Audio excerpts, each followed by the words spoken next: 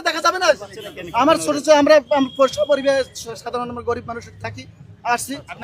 আমি বঙ্গবন্ধুকে ভালোবাসি, বেশি অতিরিক্ত ভালোবাসি, এবং সে দেশের জন্য আমি তার ওই জীবনী পড়েছি। পড়ার পরে আমি দেখছি সে দেশের জন্য এরকম করছে। আমি বলছি যাবো, তার জন্য দোয়া করবো, তার বাড়িতে গিয়ে একটু দেখবো। আমি ঢাকায় একটু জুতার ব্যবসা করে মাদ্রাসায় পড়াই, এর আগে না এখানে আসিনি। আমি ঢাকায় আসছি এই 1 মাস হয়েছে ঢাকায় আসছি। না আমি কোনো কিছু আমি করিনি।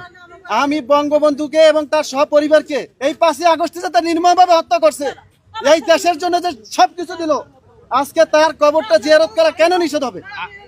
এটা কোন মানব, এটা আমরা বলতেছি যে এখানে এসে নাকি পুলিশকে নিয়েও আজে বাজে বলছেন। না, আমি কোনো পুলিশকে কোনো আজে বাজে, আমি বলছি ভাই আমি একটু দেখতে যাব, বাধা দেন কেন? এখানে তো প্রবেশ নিষেধ, তারপরও কেন আসলেন জানেন না? প্রবেশ নিষেধ এটা জানবো কিভাবে? দেখতে কত মানুষ এখানে দাঁড়ান, এখানে কত মানুষ দাঁড়া যাচ্ছে।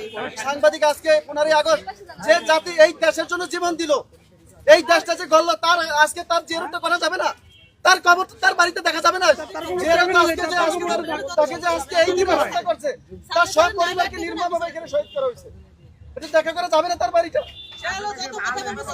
এই দেশের জনগণকে ভালোবাসছে, এই দেশের নাগরিক সবাই ভালোবাসছে, এই দেশের উন্নয়নের জন্য মানুষের জুলুমের বিপক্ষে যে দাঁড়াইছে, সেই শহীদ মাধ্যমের পক্ষে দাঁড়াইছে।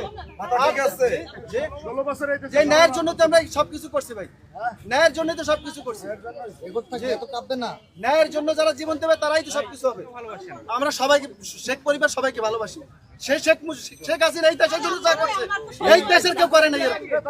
এই যে 2000 মানুষ মেরে ফেললো হাসিনা, এটার জন্য মন কাঁদে না?